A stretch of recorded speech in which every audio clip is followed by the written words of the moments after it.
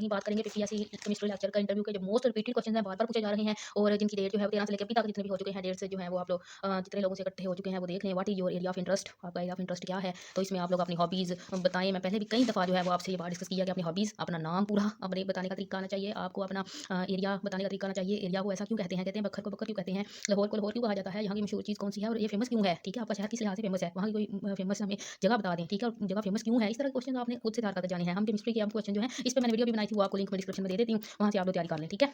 Then what is Jahn Teller distortion क्या होती है? तो आपने कहना है एक जियोमेट्रिक ये जो है ना डिस्टॉर्शन होती है नॉन लीनियर मॉलिक्यूलर सिस्टम के अंदर ये शो होती है और ये क्या करती है, ये सिमेट्री और एनर्जी जो है उसकी वो रिड्यूस हो जाती है। बोलने अगर देखें अब अगर ये आपने एक लाइन बोली है ना तो इससे वो 3-4 क्वेश्चन और बना सकते हैं। Like non linear molecular system कौन सा होता है? ठीक है, और ये डिस्टॉर्शन जो है वो कौन से मॉलिक्यूल्स में होती है? तो आप कह सकते हैं जी ऑक्टाहेड्रल में होती है। क्यों होती है ऑक्टाहेड्रल में? क्योंकि इनके एक्सियल इक्वेटोरियल जो है इस डिस्टॉर्शन की वजह से ये बॉन्ड जो होते हैं ना एक्सियल इक्वेटोरियल, इनके बॉन्ड एंगल कम हो जाते हैं, ठीक है?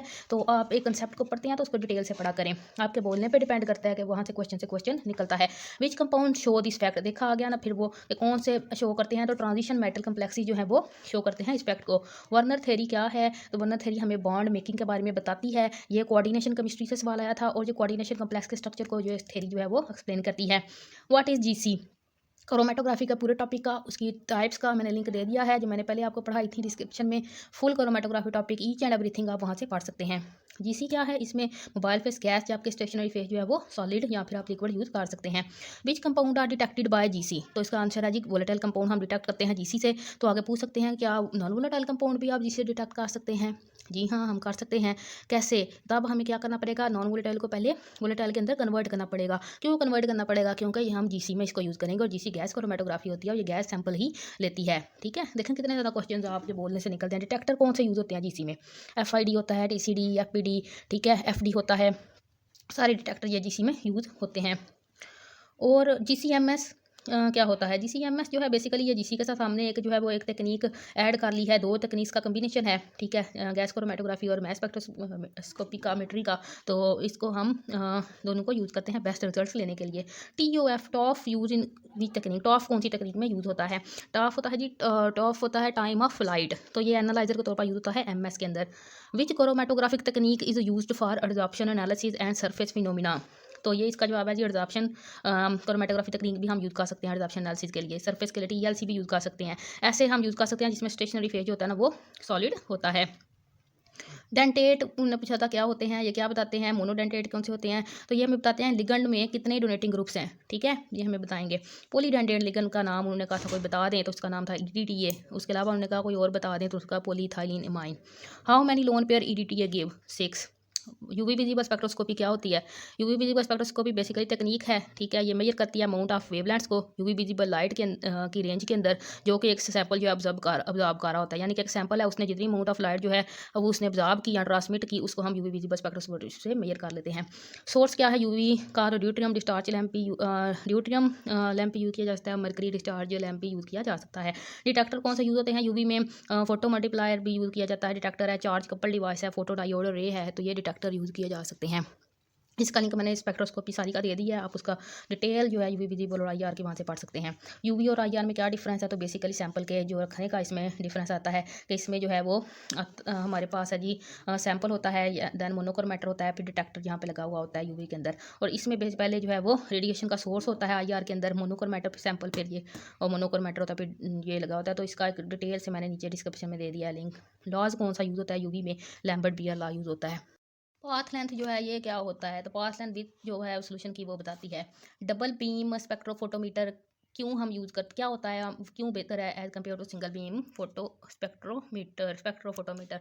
डबल बीम जो होता है ना, इसमें हम रेफरेंस सैंपल जो है वो दोनों यूज़ करते हैं at a time, one time, इसलिए इससे फास्टर रिस्पॉन्स देता है और इसकी हमें जो है वो रिप्रोड्यूसेबल रिजल्ट देता है, अच्छे रिजल्ट ये देता है, इसलिए हम जो है वो टाइम कंज्यूमिंग इसमें कम होती है, इसलिए हम डबल बीम स्पेक्ट्रोफोटोमीटर जो है वो यूज़ करते हैं। माइक्रो का क्या मतलब होता है? माइक्रो का मतलब होता है छोटा। माइक्रो न्यूट्रंट्स, इसका उन्होंने जो है ना वो उल्ट भी पूछा था, तो मैक्रो होता है बड़ा। माइक्रो न्यूट्रंट्स क्या होते हैं, ठीक है? और हमारी बॉडी में कौन कौन से माइक्रो न्यूट्रंट्स पाए जाते हैं? तो विटामिन और मिनरल जो हैं वो हमारी बॉडी में होते हैं। फिर उनसे पूछा प्लांट में कौन कौन से होते हैं micro nutrients? Zinc, manganese, copper, iron, molybdenum, ये सारे प्लांट्स में होते हैं।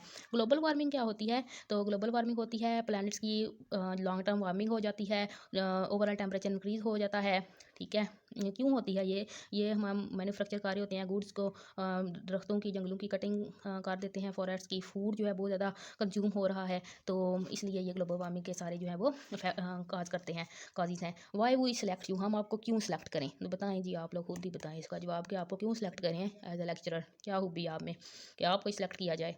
How can you check heavy metals को हम कैसे चेक कर सकते हैं, तो इसके लिए तकनीक यूज़ होती है atomic emission spectroscopy, inductively coupled plasma use किया जा सकता है। एनालिटिकल केमिस्ट्री क्या होती है, एनालिटिकल केमिस्ट्री होती है to look inside the things, ठीक है, एनालिसिस करना चीज़ों की, इसको क्वांटिटेटिवली या क्वालिटेटिवली देखना। इन पूछा यूज़ किया होगा, फिर कहा क्वालिटेटिव और क्वांटिटेटिव एनालिसिस क्या होती है, तो क्वालिटेटिव में हम क्वालिटी उसकी और क्वांटिटी में जो है वो क्वांटिटी के लिहाज से जो है एनालिसिस करते हैं, तजिया करते हैं किसी चीज़ का। GCMS का प्रिंसिपल क्या है, देखें बार बार रिपीट हो रहे हैं सवाल। क्रोमेटोग्राफी क्या है, क्रोमेटोग्राफी सेपरेशन टेक्निक है। बेस्ट क्रोमेटो जिसमें मोबाइल फिर स्टेशनरी फेज यूज़ होता है, फ्लां फ्लां, ठीक है, आपको पता है बेहतर मुझसे। बेस्ट क्रोमेटोग्राफी तकनीक कौन सी है, उन्होंने 4-5 बताई थी, जिसमें से कॉलम क्रोमेटोग्राफी जो है वो बेस्ट है।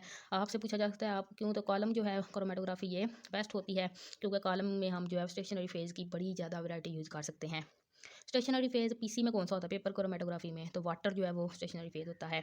स्पेक्ट्रोस्कोपी और स्पेक्ट्रोमीट्री में क्या डिफरेंस है, तो ये इतनी दफ़ा आया है, मैं दिला अब इसका जवाब बता ही दूँ। स्पेक्ट्रोस्कोपी जो है ना, पहले तो याद रखें ये एक स्टडी है, ठीक है, तो स्पेक्ट्रोमीट्री एक मेथड है, ठीक है। स्पेक्ट्रोस्कोपी जो है it observes how radiated matter and energy interacts, radiated matter energy interact किस तरह करती है, इस चीज़ की स्टडी करती है।